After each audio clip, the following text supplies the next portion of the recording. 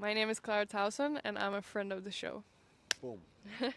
I am Francisca Jorge, and I'm a friend of the show. Perfect. Hi, my name is Susan Leemans, and I'm a friend of the show.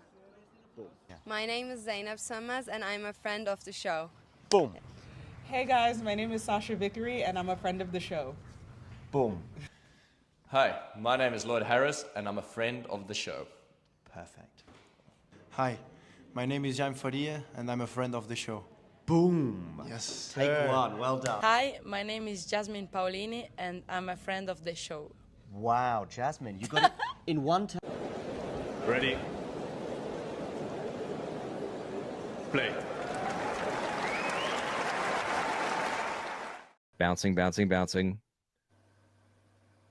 Yeah. Big serve out wide, and he's got it. Such a good serve. And Fergus is correct. No collapse. He does do a little squat. Very different, though. And Sinner doesn't even look mad. He doesn't. He he looks happy. Yeah, like this is such a great rivalry. Ooh, Nerlund has a good question. It's a very healthy rivalry. I don't know, Nerlund, that this has proven that Carlos is the better server than Sinner. I think that it proves that he is a top 5 server in the world, though, which Sinner also is. And you don't see that from a 6-footer very often. Like typically, it's the taller guys. Look at Alcaraz; Yeah. He's fired up. I'll tell you this much: if I'm a nightclub in New York City tonight, watch out. We got Donnie T and Alcaraz in town.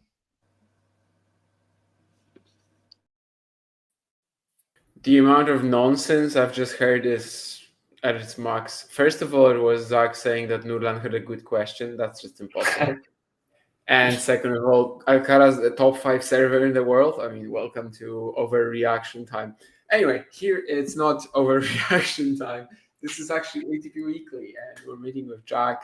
Obviously, the Alcaraz Sinner match will kind of cover most of it here. I mean, especially as it's like, a week of no ATP Tour tennis coming up, other than Davis Cup. And mostly this will obviously be just a review of the US Open, where we once more had a final between Alcaraz and Sinner. And should I be saying this in a bored tone, Jack, or should I be saying this more in an excited tone?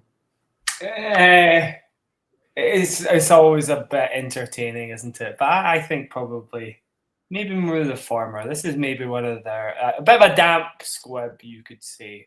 Maybe, Damien. I don't think that's unfair to say, right? Yeah, I mean, in terms of the particular match, obviously not the best in their rivalry. I've seen somebody make the case, though, that maybe also was the most lopsided in the history of the rivalry. Would that be? Yeah. Correct? Yeah, I can't think of another off the top of my head. Has there been any straight sets match in the rivalry so far?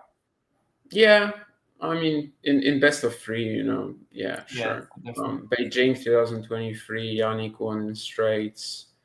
Yeah. Carlos won in Rome this year. I mean, we're not counting Cincinnati, right? Yeah, of course. But yeah, Rome, Carlos won this year. Beijing, Yannick won in straights in 2023. It's happened on occasion. I think the Beijing one maybe was also kind of comparable in how lopsided it was. Not of course, the one that Alcaraz won last year, but the one in 2023 just kind of still had that feeling of like Sinner being better from start to finish. But yeah, here I don't even know where to start, to be honest. I mean, maybe let's not get to the final first. Maybe something about how they got there. There are many things that I thought Carlos Alcaraz was capable of achieving. In fact, in terms of like tennis greatness, I think there's almost everything that he could put, like basically any feat. I think he's capable of doing it. Something that I don't think was possible was like winning a slam without dropping a set. And I know he did drop a set in the end, but like he very feasibly couldn't have done. So in terms of couldn't have done, what am I even talking about? Anyway, I'm tired as hell. Unless you probably noticed, but I am pretty tired. Anyway, we know what you mean. Yeah, I mean, I spent the entire day outside watching tennis. Anyway, Carlos Alcaraz getting to the final without dropping a set. how different was that, compared to all the tournaments that we've seen him play so far, and all the trouble he sometimes like looking for. The guy gets into trouble on a regular basis, very often, unwarranted, and yet here he's just like very disciplined and focused from the get-go. Yeah, I am. Yannick Sinner, the steady Eddie, and Alcaraz, the kind of up and down. That's generally been the way this has gone when we talk about the rivalry. But it's very difficult to argue after this fortnight that Alcaraz was up and down. He was. Well, of course that's the case. If you're dropping one set throughout the tournament, and as you say, very easily could have been 0-6.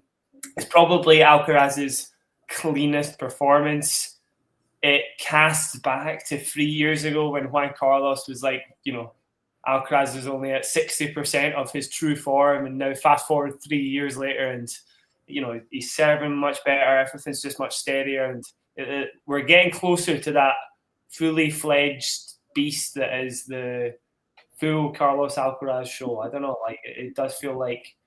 It was interesting what Sinner said afterwards. I really liked that. And for those that haven't heard the press conference afterwards, he alluded to the fact that he has to mix it up a bit more.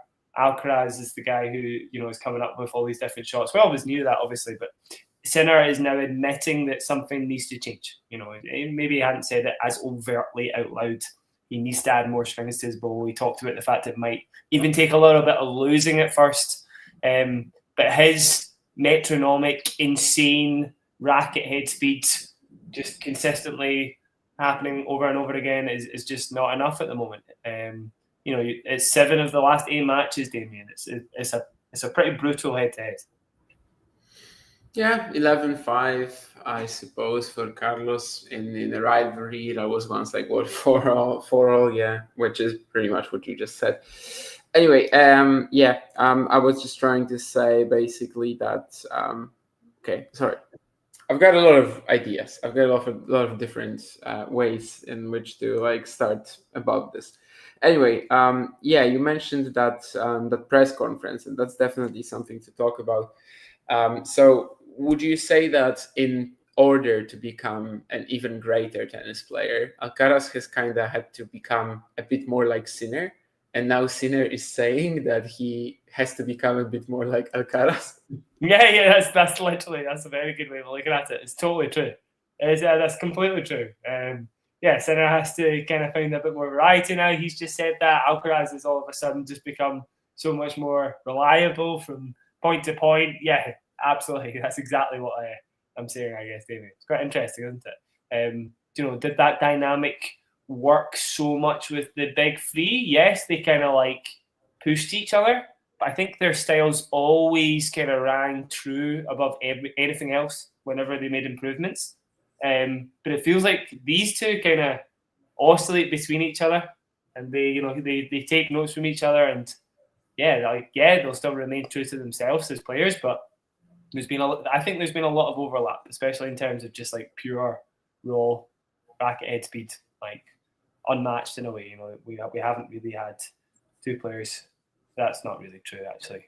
I'm thinking to Federer now, and already you're probably Federer would be a exception to that rule. But generally, just in this generation at least, or recent generations, we've not seen people who can hit the ball this hard, this consistently, over and over and over again. It's amazing. Yeah, it's amazing, Damien. It's amazing. Do you know what? I go back to what I said at the start, Damien, about it being a positive that we're watching these matches. I still feel very honoured to see this rivalry unfolding, no matter the result.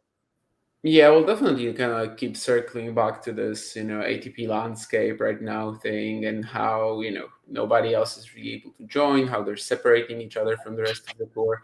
And actually also on that, it's just very clear, and probably has never been clearer, that they think that too, that literally whatever they're doing right now, they're tailoring to beat each other. Carlos, when he, in all the press after the US Open final, he said that after Wimbledon, they took a week off, and then they literally worked for 2 weeks in order to try to beat Sinner, which for Carlos, maybe it wasn't as obvious in the past. He still had that big rivalry with Novak. I mean, here he had the semi, we'll mention that later too, which maybe closes out the rivalry in some way. But yeah, I mean, it's just very clear that after the Wimbledon final, considering he hadn't been losing almost to anybody since the start of the clay season, he was just really thinking of what happens when I play Yannick next. And, you know, the last 5 times they entered the tournament together, they made the final.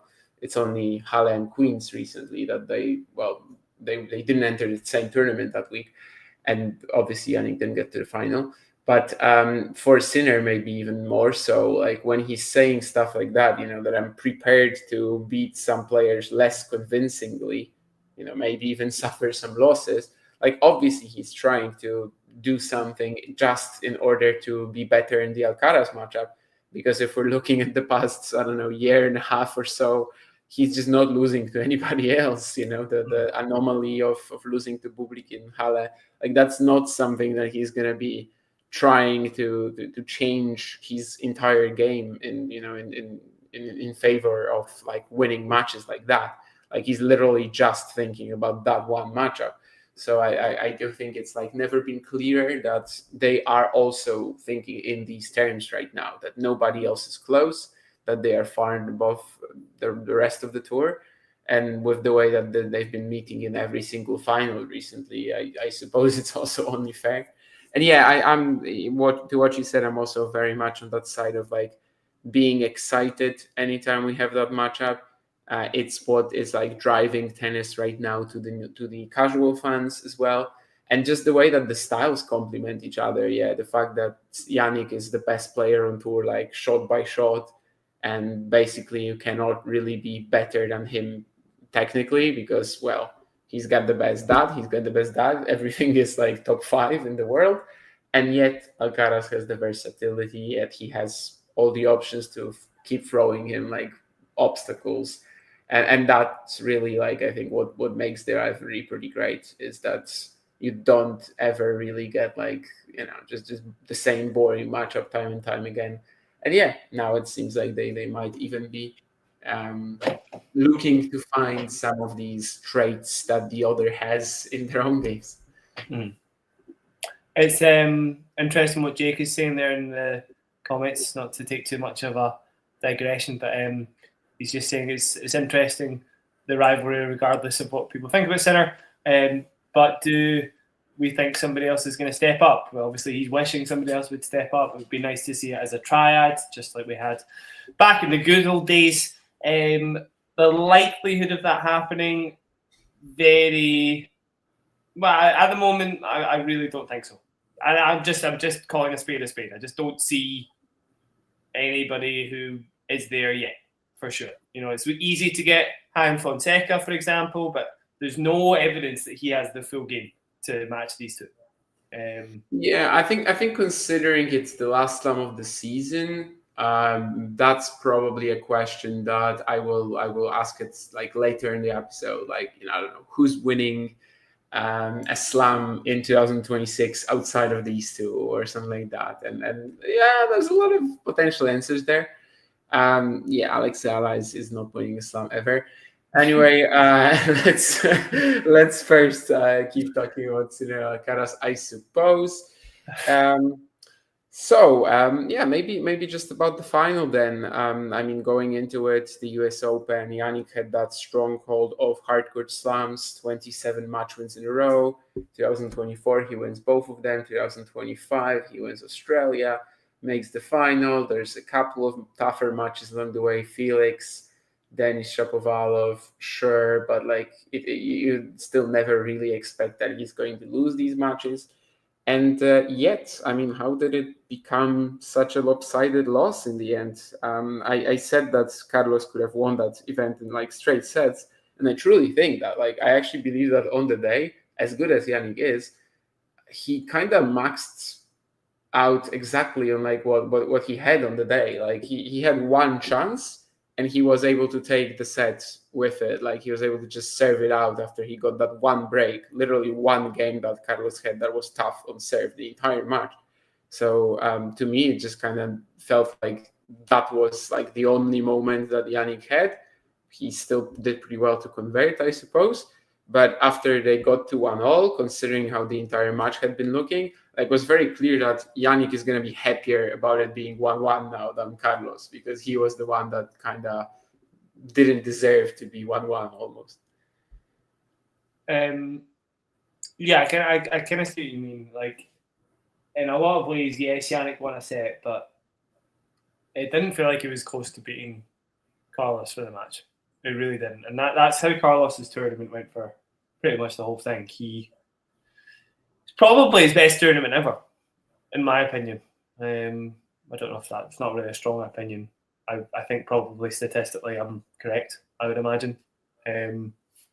It's very difficult to kind of argue against that. The serve was obviously probably the biggest discussion point in terms of like his service numbers. He's posting way better service numbers than he has been, and then he kept that. He maintained that against the second best returner in the world, whatever you want to say. Seriously impressive. So I just think he was a mile away from centre yesterday, and yeah. I think maintaining that against Yannick is a big deal as well, because at Wimbledon it was kind of similar, right? I mean, he was serving very well for the fortnight. Okay, he wasn't as, like, he didn't have the same feeling of like being so disciplined throughout the entire run and that composure. Yeah, sure. But at the same time, there was a serving improvement. Obviously, it's a process. Like, it's something that he and the team had been working on for a while. And then he reaches the Wimbledon final, and it's like Sinner has none of it. He's just not bothered by it. He's not impressed. Carlos is under fire every single point. He's literally first 2 free shots of the rally on return, on serve. He's in big trouble. And then the U.S. Open is a little different. Stands as an exception to that, I suppose. And of course, he was just able to like start super well. The returning was so locked in from the start of the match. I think in terms of like physical intensity, Sinner was just unable to match what Alcaraz had completely. It was just like a masterclass of like counter attacking as well.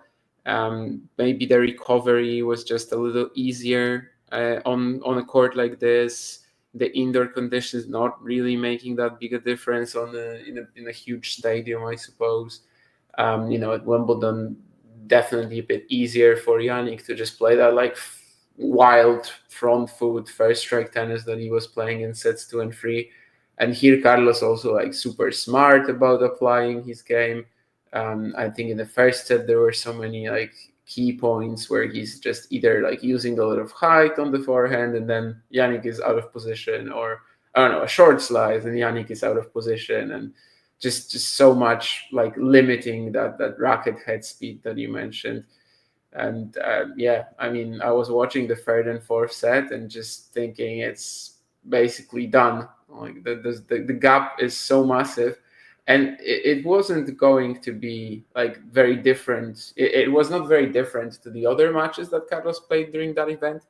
But, that was the shocking part, because he was playing Sinner now.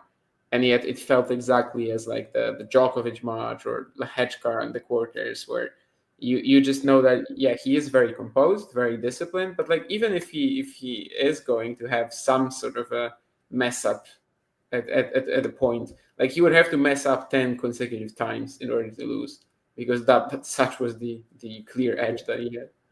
Mm-hmm. Yeah, it's really good to see. And for Carlos fans, they'll be beaming, because it just looks like this is the new Carlos. I just don't see why he takes a step back now. And if Yannick catches up, then the rivalry continues to get further and further away from everybody else. And that's just unfortunately the way it is. I don't know how much more there is to say on the actual match itself. There must be little stories we can talk about other players as well, Damien, unless there's anything to add. No, we're definitely, be sort of switching towards other things. For now, let's say also in terms of Alcaraz, I mean, he returns to number 1 as well. That's worth mentioning. There's always going to be that argument, right, that Sinner skipped the spring. And it could have been a little different, but still, like what he's achieved since the start of the clay season, only losing to Yannick at Wimbledon, only losing to Rune in Barcelona. Also, the fact that they split the slams this year, obviously the same as in 2024. Last year, it was more like a pure natural surfaces against hard courts development, and now it's a little bit mixed up, which is, I guess, also pretty nice to see. And the next goal in Alcaraz's mind, like very clearly, should just be Australia, right?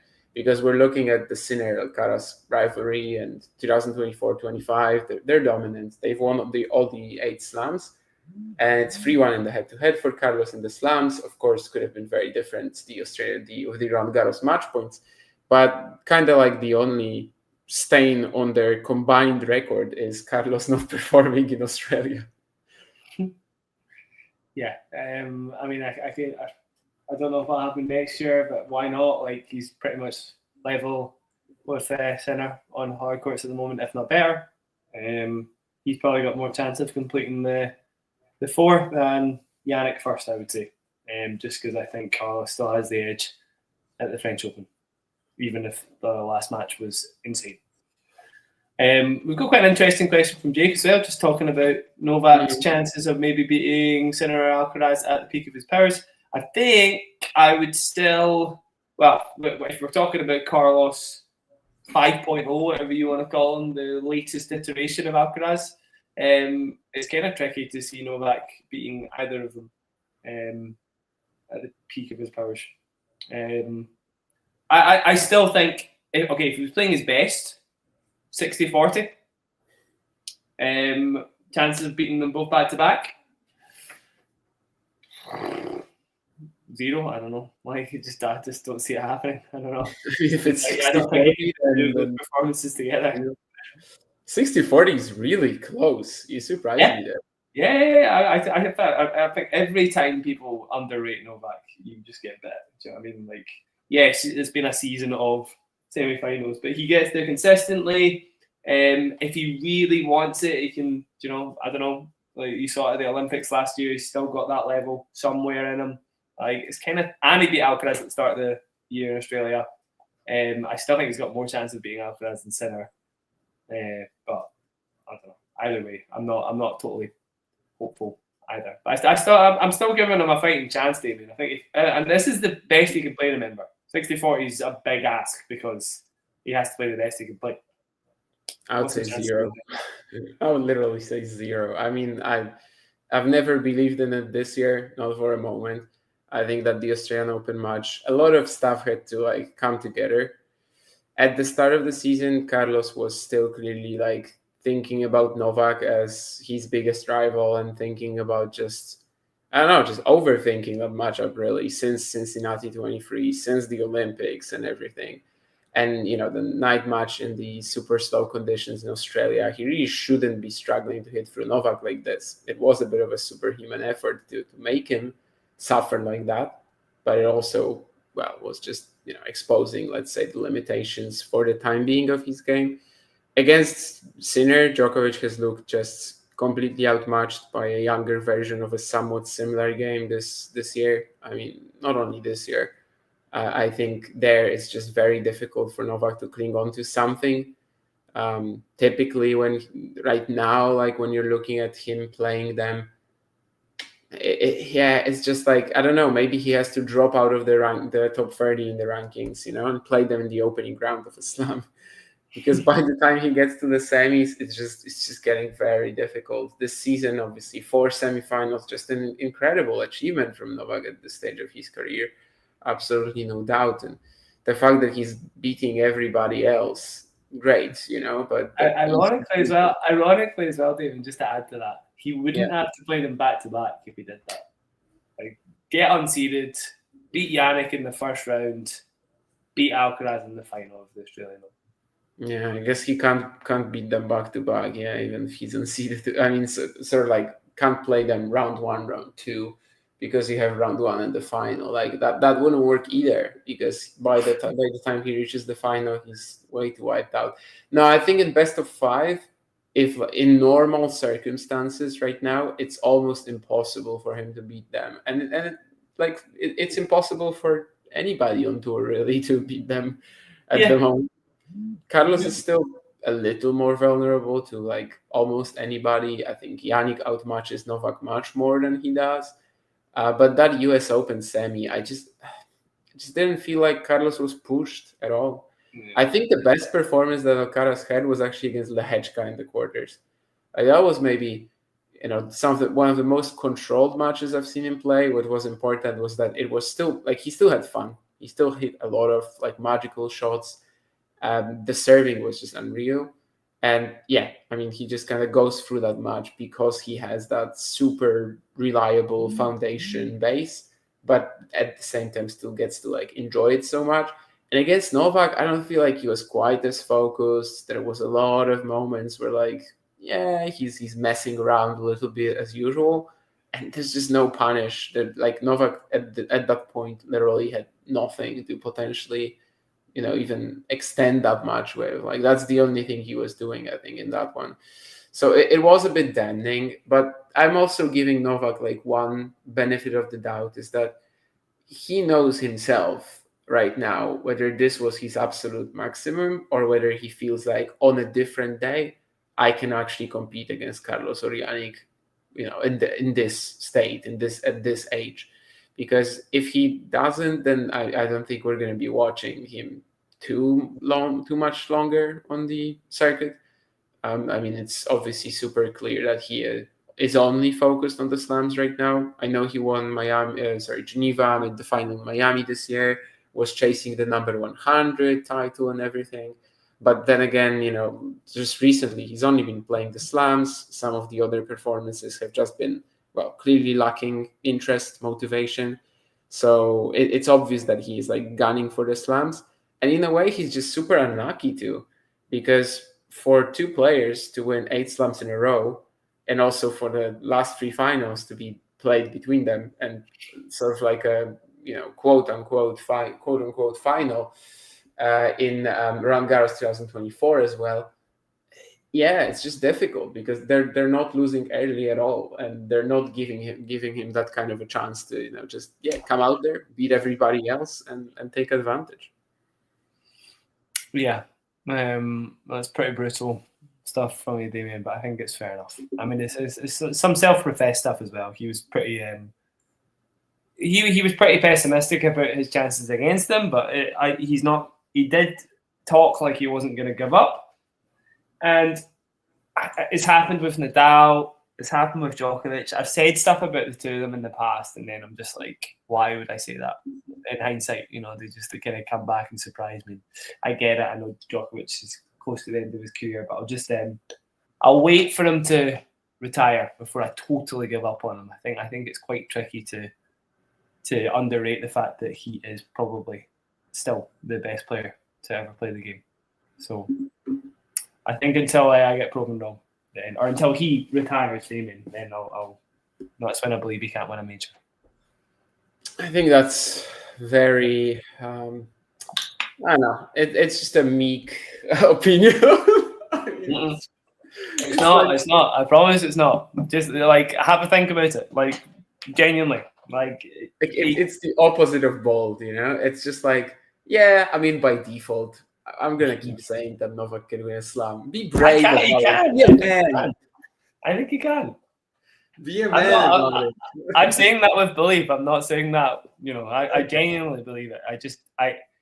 A lot of things have to fall his way, but it could happen, and it's not the craziest could happen in the world. Stranger things have definitely happened. I'll trust you on that one, I suppose. I think I want to touch on like maybe one more Sinner point. So do you truly think that like unpredictability is exactly what he's going to have to add to his game in order to beat Carlos? I saw a lot of contrasting opinions on this today on Twitter. Kind of just like people thinking that, he lost the serve return battle yesterday. He had no other ideas really other than like rushing the net. But then again, Carlos is so good at, variety and cat and mouse points and kind of just taking the game into different areas, into different ways of playing it out. Doesn't necessarily have to help against Carlos. I guess I understand both. I guess I understood like both sides of the discussion. But if I'm thinking about yesterday's match, I'm probably still thinking more about Yannick just being absolutely lost for like solutions. And from that standpoint, yeah, you'd probably like to see him do a bit more. Like he was just trying to play the Wimbledon final again.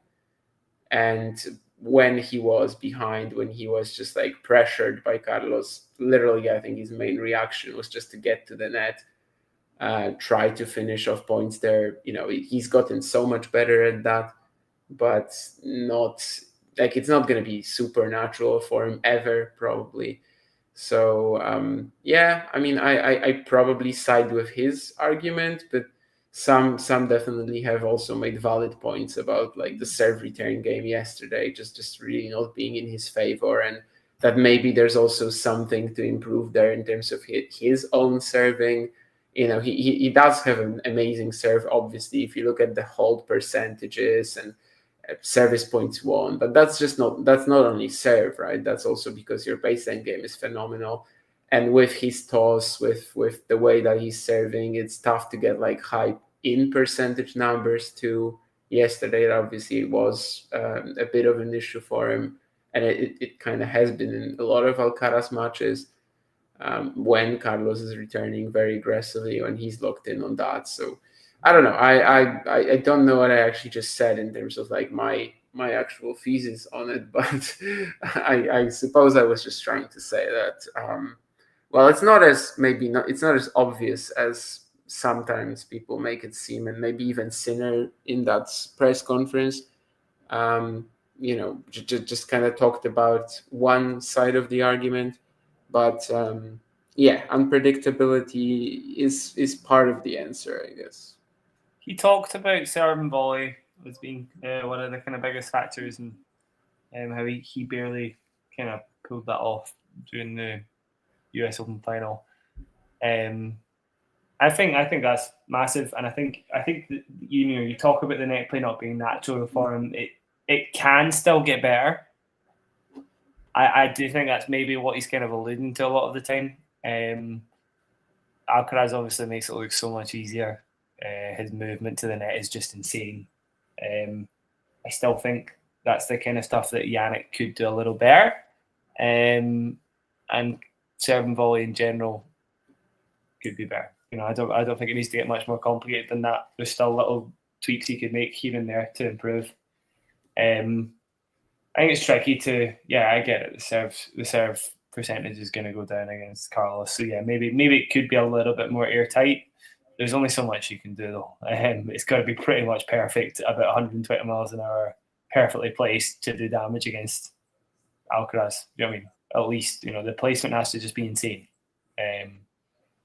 So I don't know if you can really push that much more out of his serve.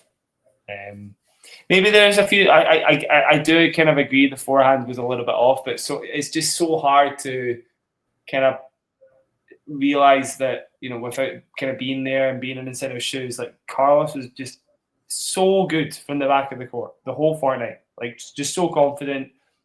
He was he's squeezing Sinner the whole time, on serve, on his own serve, with his own shots from the back of the court. Yeah, maybe there is improvements to be made there. But honestly, I think the first step is probably just trying to clean up a little bit. Just a few cheap points here and there. Serve and volley would do well. Because as you suggest, Damien, his forehand technically is probably the soundest out there. I don't think there's a problem necessarily with his ground strokes. That's kind of my thoughts on it. Just a bit more confidence on kind of holding serve with a few serve and volley tweaks, stuff like that. Yeah, some interesting points that Mahler is making. I don't know how I feel about that though. Yeah, because it's all relative to. Yannick plays like that against Alex de Minaur in a slam quarterfinal. He wins in straight sets, and you're not complaining about anything, because it's just all relative to who you're facing. And I think for me, like I really wasn't looking at something like, Sinner is making unforced errors of the forehand side or something like that. No, I mean, first of all, I think the big issue was that he wasn't like, as sharp, as explosive from literally almost the first ball as Alcaraz was. I don't think it has to be like that every single day, but I don't know. We're not really going to get like a clear answer from Yannick on what he thinks about that. I don't think his take on why that was the case, and why the gap was so massive. Anyway, Jake wants to talk about Draper, which I guess we can, because today there was actually some big news on Jack. And, at the US Open, of course, he withdrew before the second round due to an arm injury that he was, nursing going into the US Open. He played the mixed. He played the opening round against Fede Gomez, thought that it was going to be better. But basically he had some pain that he withdrew with, and now he is actually going to miss the rest of the season, which is pretty big news for the ATP Tour. Pretty what news did you say, Damon? Pretty bad news, did you say? Big news, no. Big news. Yeah. I mean, bad news, well, depends how you look at it, I suppose. But ATP Finals qualification gonna get a bit easier for some players. Yeah. I mean, disappointing for him, but like if you want to miss a part of the season, it's post US Open. Yeah, it's post slams. That's a very good point. Yeah, it's a bit of a shame. Obviously, it's been that's been so much of the chat with Draper throughout his career has been injuries, his fitness, yada yada. So you're probably right. It's maybe a bit of a blessing in disguise, probably needed. What's he really missing out on? Some indoor tournaments that I'm sure he would have done very well at, to be fair. But yeah, nothing too mental. You're quite right. ATP Finals as well. A shame for him not to get to play that, but I'm sure he will have plenty more chances, as he is right up there at the moment as the next best in line. It's a shame, but I think for the best team, you're right. Best part of the season to miss. Yeah, I think there was a moment this year when he was like clearly the third best player in the world. Right now, maybe not necessarily recently, because he was, of course, injured after Wimbledon. He just succumbed to the pressure, to the expectations for the second year straight. If you want to miss a part of the season, definitely this is the moment. He's going to have some big points to defend early in 2026. But as long as he's healthy, his base level is just good enough to hang around at the top and for the ranking to never really become a massive talking point, I don't think, unless of course that issue persists and it's not only going to end with 2025. I was pretty surprised though today. Definitely, I was outside on the courts in Szczecin, so I wasn't really following Twitter the entire day, and then I just glanced at something and there was a comment about Draper, and I figured out that there must be some big Draper news then, which made me Google it, and just saw that he ended the entire season. Definitely was a bit surprised by that, but if he's gonna do what he has to do, okay, of course, with this, and in many cases we've seen that it's probably beneficial for players to wait a bit with return to the courts rather than just rush it and then potentially fall into even bigger trouble. Yes, Jake, I am at a challenger. Who else was there? I mean, in terms of the ATP slams this season, they've kind of had a bit of a lull at around the round 3 to semifinal stage, because every single time it's Alcaraz and Sinner are probably going to meet, and the first few rounds are fun as usual. It's Grand Slam early rounds, best of 5 sets. It just doesn't get any better. But then around the quarters, the semis, or just watching that and thinking, okay, we're going to get the final in the end. But, I mean, the matches just aren't that involving. And, this was kind of similar. At least a decent effort in the semis, I guess, from Felix Auger-Aliassime. He was in there for a second. And obviously, that's one of the stories of the tournament too, that he had that second semifinal at a Grand Slam in his career, after also the US Open, but 2021. And defeating Zverev, Rublev, guys he had tragic head-to-heads against. Yeah, I mean, it's a cool story. Whatever, like yeah, these two are kind of taking all the stories at the moment, but it is a good story. Yeah, and Felix has obviously had some pretty poor seasons the past few years, and just strange lows. And yeah, great to see. Really, really good to see. And I'm always going to be a Felix fan. We can't disparage any of these stories just because they don't go any further than Alcaraz and Sinner. It's always just basically gets cut off as soon as anybody gets to that stage in the tournament. Semis for Felix is a huge result, and it would be great to see him. I'm sure that. But, do you know where he is in the live rankings, Damien? Felix? I didn't check. Number 13. So back in the top 20, on the cusp of the top 10, maybe with a few players with points to defend. Who knows? Either way, great for Felix and good to see him back in the mix again. He lost a lot of confidence. We've got a lot of dodgy stuff going on with the groundies and the serve, maybe just not as reliable as it used to be. And yeah, good to see. Who else do you want to talk about, Damien? Yeah, speaking of players, in terms of Felix, who should be more unpredictable than they are. Anyway, actually, yeah, also very much topical. Taylor Fritz, quarterfinals against Novak. I think that Taylor is one of the losers of this US Open. I know he made the quarters, but everybody expected that. And the way he looked against Novak, honestly, just Alexander Zverev, Roland Garros quarterfinal. They were exactly the same matches. The younger player, the one who, at least at this point in time, should have a shot to beat Novak.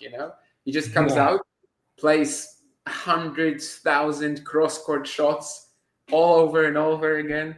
Never looks like he has the belief to defeat Novak at all, and just plays so predictably, so linearly.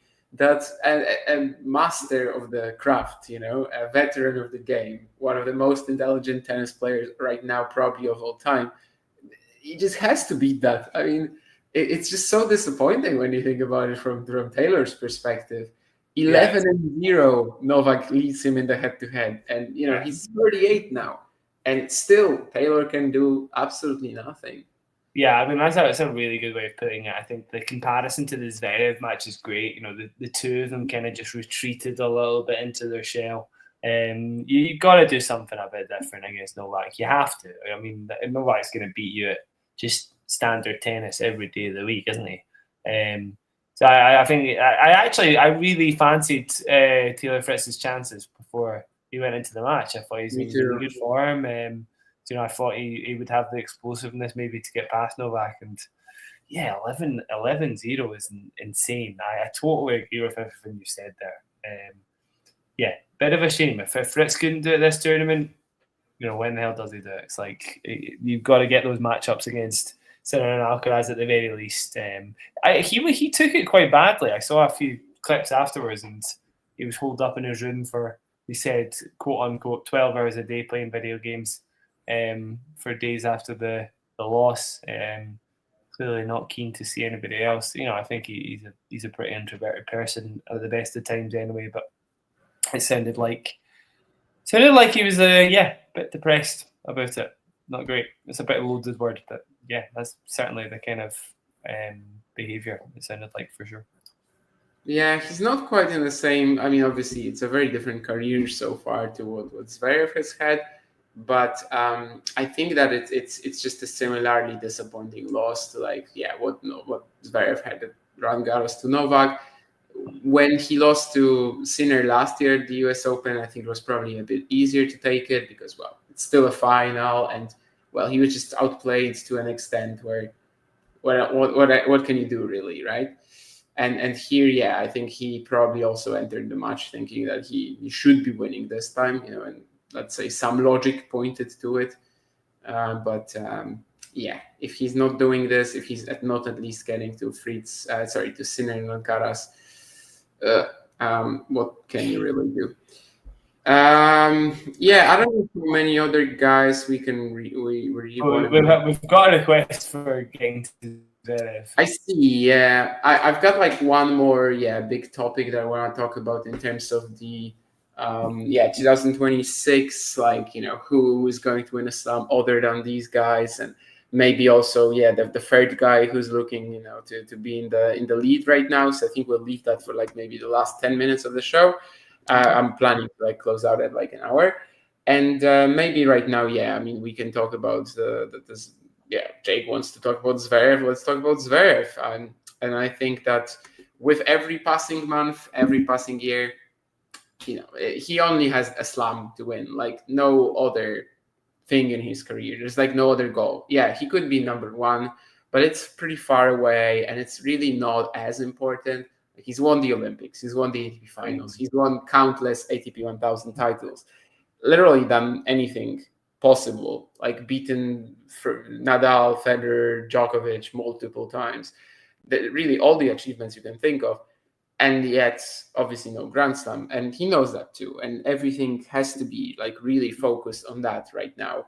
It may be in a good way, maybe in a bad way. Wimbledon, of course, it's not great to lose in the opening round, but I'm going to give him a pass there. It's Wimbledon. It's not a slam that he's ever done well at. It's not a slam that I think he has any chance of winning. The other three, though, the goal right now has to be to get to Alcaraz or Sinner. And then, whatever happens there in these matchups, fine. I think when we see Zverev playing Sinner or Alcaraz, we still kind of think of it as a somewhat intriguing matchup, at least compared to when they faced most of the tour. Sometimes it's not. I mean, Australian Open final obviously doesn't create a breakpoint, which was also pretty damning. And then Roland Garros, the Novak loss, which, he doesn't even get to play Sinner, and he loses like that, pretty much just like gets completely outmatched by somebody who is just better at applying his tools, smarter at playing tennis than he is. And to lose to Felix here, had a very good record against him. It just completes a year of Grand Slam disappointment once more, even though he actually made the final in Australia, which is just not also like at all comparable to any result later in the year. Like, he had a final in Australia, but after that, he's been a middling bottom tier top 10 player or something like that. Yeah, I mean, the way he talks about that Australian Open final, it was he kind of believed he could win it, and then the match was nowhere near within his grasp. And obviously, I think the loss to Djokovic at the French Open was really damning as well. That just looked like he wasn't even close to beating these guys again. There was that huge kind of middle period where he was just losing matches to whoever. Didn't really matter. Didn't matter the tournament. I think there was that feeling that and you talked about number one, by the way, and that maybe being, who cares if he gets number one? But I think that was in the back of his head when Yannick was off the tour and he had that chance for sure. And again, feeling the pressure, he couldn't play tennis properly. He's done. I think the guy's done. I'm sorry. Like, how many chances do we give this guy? Like, how many chances do we give this guy? Like, this is the opposite of the position you are with Djokovic, right? This is the other. I am like, I was kind of like just like searching there, I was trying to find it. I made a bet with I don't know if John remembers this. Maybe I don't know if I told you this, David, but I made a bet with Andy Roddick. So Andy Roddick, maybe like 5 years ago, I think, basically said on Twitter, like, I'll bet whatever it was, can't remember, proverbial whatever it was, that Alexander Zverev wins a Grand Slam. Because I'd said after the US Open final with Team or not? It was straight afterwards. Okay. It was straight afterwards. It was after that final, right? And I said, he was replying to me because I said, there's no way this guy wins a slam. There's no way. And he was certain. And we'll come back to it. I'll find it and I'll dig it up for Andy Roddick, because like 5 years from now, Alexander Zverev won't have won a slam. And I can point to that to Andrew Roddick and say, there you go. Like, the guy's not winning a slam. How does it happen with these two in the tour now? How does that happen? I still think like the only thing that could maybe save him is the fact that he's got a huge serve, right? His serve's great. His serve is really, really good. And if the conditions hit right, maybe he beats one of them. But he doesn't beat both of them.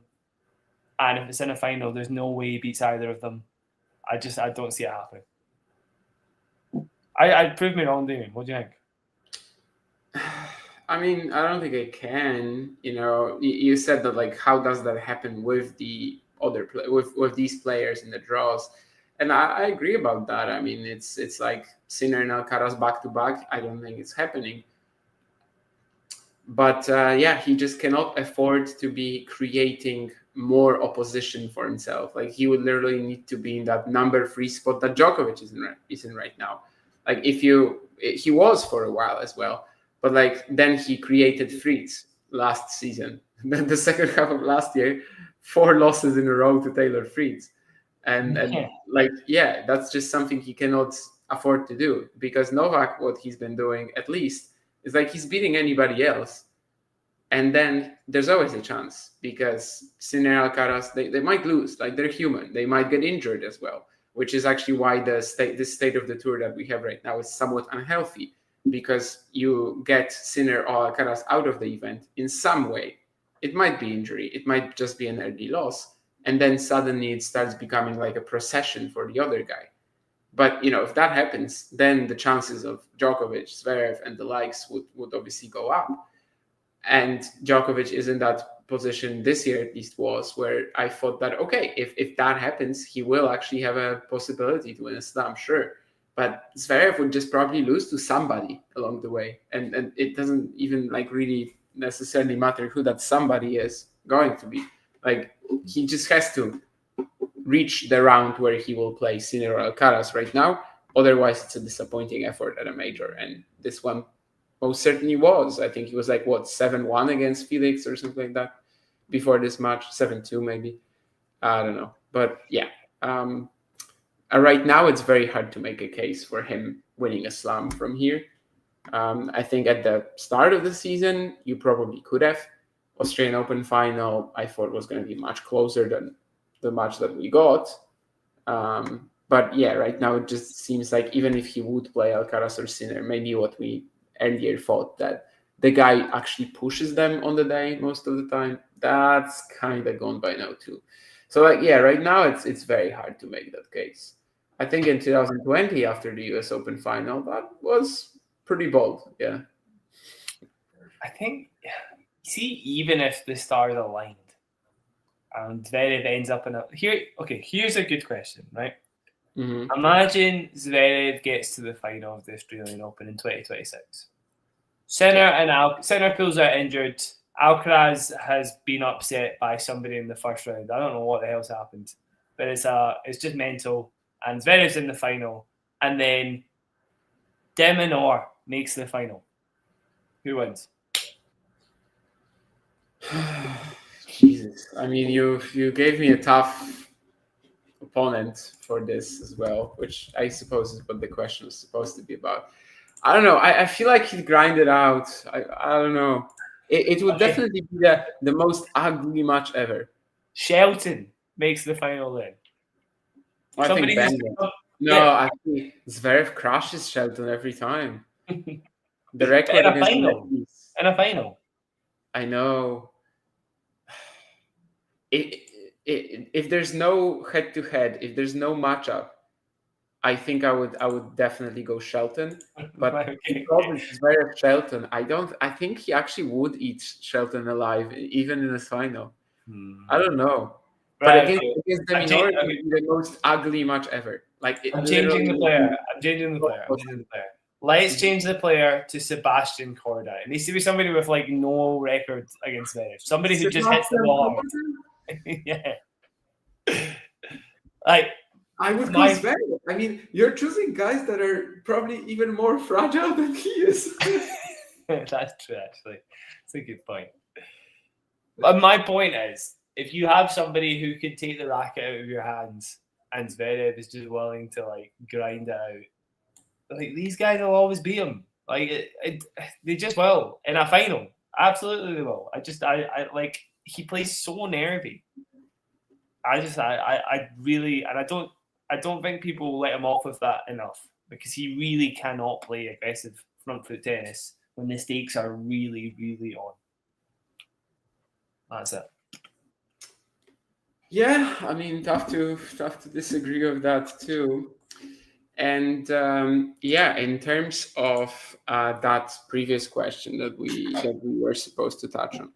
So in 2026, or not even in 2026, actually, next player to win a slam outside of Sinner and Alcaraz Who are the front runners? Who do you think will do it? Like, is there any random opinion you have that maybe somebody we don't expect will take it? Matthew also phrased it differently, or like, what year will it be before someone other than Alcaraz wins away? Draper could do it. I'd give Draper a chance. Draper's got the power. I honestly do think he has a chance of causing upsets, beating these guys. Genuinely, one of them. It could happen for Draper at some point. I genuinely am that's not a crazy shout for me. I don't know if you agree with that, Damien. I'm trying to pick another name out as well, just for funsies. Not everybody else is still a little too far away, I would say. I'm not really seeing any other names that are jumping out at me. Lehechka maybe in his full form, but he's just not really quite there yet. I really like the way Lehechka's going though. Like, everything keeps going in the right direction. I actually still think people would underrate him at the moment. Yeah, why not underrate him? He's not quite getting the results he wants yet, but he's there or thereabouts, and I feel like he's still got a little bit further to go. So I quite like Lehechka as a shout at some point. That's a pretty outside one, Damien. But yeah, I feel big about Draper maybe doing it. No? I don't know. I just feel like he's more of a high base level player than someone who's going to be beating these guys in best of 5 formats. Not both of them. I mean, let's imagine that what you said, like in a hypothetical example a second ago, was true. So Sinner skips the Australian Open with an injury. This is the worst slam for Carlos. He loses. And then suddenly, I think we just have like the wild, wild west there. There'd be a group of 20 players who could possibly win it. Sebastian Korda being one of them. I just think with the right set of circumstances, it could be more or less anybody. I kind of struggle to believe that we will have another year of just Sinner and Alcaraz winning slams, but it's not like anybody has really like separated themselves to a point where, the gap between Sinner and Alcaraz and then Djokovic and Draper and Zverev and Fritz and guys like that, like it's a much bigger gap between Sinner and Alcaraz to number 3, who probably is Djokovic right now, than obviously Djokovic and the rest. So I don't think anybody has like truly separated themselves. And honestly, it still could be like somebody like Fonseca who's going to be the third guy. I know he's not there yet, but who's to say that over the course of the next 2 years, somebody else is going to develop to that extent. Arthur Fils has also kind of like wasted a year. It's not his fault, but obviously struggling with a chronic back issue. And these guys with like super high ceilings, they definitely aren't as consistent yet. I think guys like Fields, Fonseca, Menchik, they should be beating Sinner and Alcaraz at various points of their careers. But they're not there yet. Yeah. I'm just casting my mind back to that Feast match. He has come close, obviously. You're talking about best of 3. Are you talking about best of 5, or are you talking about best of 3? No, I'm thinking of slams. Right. Like, I think these guys will be beating them. Like, there's going to be an Arthur Fils upset at a slam over Alcaraz or Sinner, I think. It's just that, obviously, you still have to win the title if you do that. Like, it's not a guarantee that this just automatically propels you to the title. I don't know. Oh, Damon's away. Well, Damon's away. I think he was about to say Lerner Thiem could be the next possible slam winner. Just putting that one out for Damien. He was pretty close to saying that there, I think. Isn't Fritz closest in some ways, says Sean Power in the chat. I think, well, you probably missed us talking about that, Sean. I don't know if you did, but we were pretty low on Fritz in terms of his recent slam efforts, in terms of some of his recent results. The loss to Djokovic in a way cemented the feeling that actually he's quite far away. He's got a lot. I think somebody else had mentioned, he hangs at the back with people for maybe a little bit too long. And for players like Sinner and Alcaraz, it's definitely not going to work. If it's not working against Djokovic as well, then yeah, he's maybe a little further than he might feel he is, for having made the final last year. Sean as well. Go Shelton overall. I think compared to Draper, I fancy Draper from the back a little bit more. I think Shelton, obviously, the way he played when he won that Masters title this year, fantastic. But does that translate to best of 5 that well? It still feels like he plays a little bit risky from the back of the court, where Draper's upside is a little less risky. Yeah, it's a small point, but I do think Draper just feels a little more reliable at this stage. You can kind of see where Shelton is going, and if that gets more consistent, then great. But for now, Shelton, yeah, I actually didn't mention him, but I should have. Yeah. You back, Damien? Yeah, just off my phone to be fair. I'm struggling to connect on the computer for whatever reason. But yeah, I mean, we'll be wrapping up anyway. But yeah, I actually should have mentioned Shelton. I don't know why I didn't in the entire conversation. I probably just forgot about him. But I was just saying there. Oh, go on. No, go for it. I basically just repeating for you what I said. I was just saying that I fancied Draper's chances more than Shelton, slightly. Just I feel like his upside's a little more reliable than Shelton's. It's not definitely going to happen, basically. That's the point you're making, that his upside is more reliable, then like nobody can disagree with that. If somebody is going for Shelton in that conversation, they're going for more explosive. If they're going for Draper, they're going for a bit more reliable. It's like two sides of the coin. I guess it just depends on circumstances. To be fair, what's going to be more required? If beating Sinner or Alcaraz, especially in in conditions that would be good for Ben, if what's required is beating Sinner and Alcaraz, it's probably him who has a better chance. But if the draw falls apart, then Draper probably would be the one. But Hubert Hurkacz will win Wimbledon in 2026. Who knows? Djokovic will win the US Open. I don't know. I think earlier there was also a question on Rune from Jake, but this year kind of makes you lose a lot of the confidence that maybe some of us still had. I know he had Barcelona, great run, but I don't know, just pulling it together for 2 weeks in a best of 5 format right now. Tricky ask. He's as far away from it as he was last year, and that's a bit of a shame. But Steph sets the past wins Australia. Steph sets the past wins Australia. Sorry, I didn't get it again.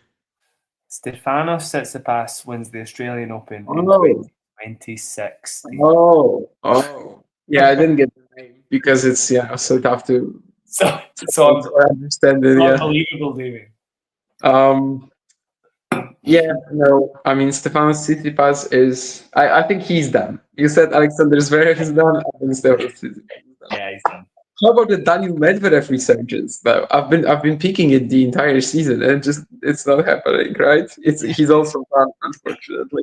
Yeah, he is. He's absolutely. I feel like he should have the slams. It's maybe that is one of the saddest stories that I don't wish to talk about. I obviously maybe took a tiny bit of pleasure talking about Zverev's demise. Medvedev, not so much. Don't really want to talk about that. Bit painful.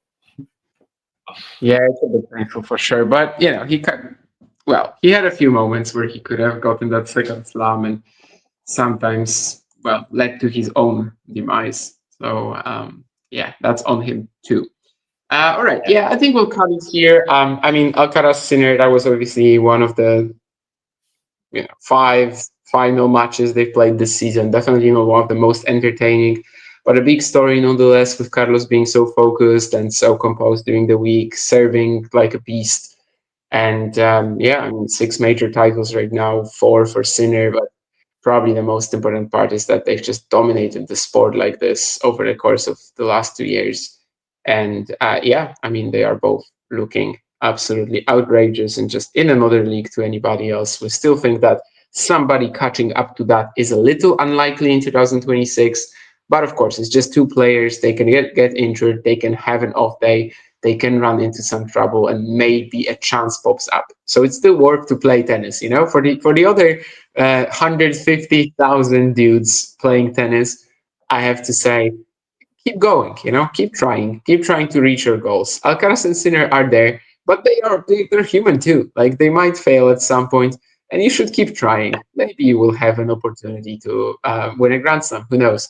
Maybe they're not going to win every single one for the next 20 years. But yeah, right now they're literally just playing chess while everybody else is playing checkers. And especially Alexander Zverev and Taylor Fritz, I feel like they're definitely playing checkers. And they have these like very no, I mean, I'm not going to go too deeper into this analogy. It was going to be pretty good, but I feel like I'm lacking some technical terms from checkers. But yeah, I mean, what John is saying is basically how most of the tour operates at the moment. Yeah, they just have that minimal chance. They have to at least make sure that they're beating everybody else but Sinner and Alcaraz. And then who knows, maybe one of them breaks a leg. That also has happened in a tennis match before. I actually don't know if somebody has ever broken a leg playing tennis, but definitely other various injuries that have stopped players from winning. Anyway, yeah, I'm just rambling. I'm tired. I'm gonna call this off. But thank you, Jack. Was great as usual. And yeah, I don't know. Do you have any final words? No, nothing else to say. I'm finishing on my Stefanos Tsitsipas slam prediction for next year. That was enjoyable, David. That was like, what sort of percentage do you give it? Like, how true was your prediction? Like, how much of it was just, irony, and how much do you actually believe? Because maybe if I actually want to get, if I actually give him a chance, it's higher than that number at the bottom of our screen right now. But if I had to give him an actual number, 0.5%. Fair enough. I mean, honestly, at this point, I'd take it. 0.5 is all right. Yeah, like if I was Steph right now, I'd take it probably, because I think his chances might be lower than that. So yeah, I don't think this is particularly harsh for him. Hopefully, he will not take it the wrong way. I mean, this season, if Daniel Medvedev, Alexander Zverev, Felix Auger-Aliassime, Taylor Fritz, Stefanos Tsitsipas are watching Talking Tennis, they hate us at this point. So, I mean, we probably won't be able to recover our relationship with Stefanos. But yeah, I don't think he listens, and that's part of the problem. Actually, yes, that's exactly part of the problem, that I don't think he listens. Not to us, but to the coaches and to people trying to give him good advice. Anyway, yeah, thank you to everybody who was there in the chat. Great fun as usual. Of course, the Talking Tennis content continues. I have no idea of what right now, because it's a bit of a more quiet week, of course, after the US Open. But let's reach that 20K goal. Let's obviously hope that Alexa Ala is going to win the next 150,000 matches that she's going to play, and going to win the career Grand Slam in 2025, since that was 2026, sorry, because that would mean that we would become bigger than, what's his name? PewDiePie. Anyway, thank you. And yeah, we'll see you guys in some other Talking Tennis stuff. Bye. If you enjoyed this video, make sure you hit that like button. Don't forget to subscribe and click that notification bell so you don't miss out on all things tennis.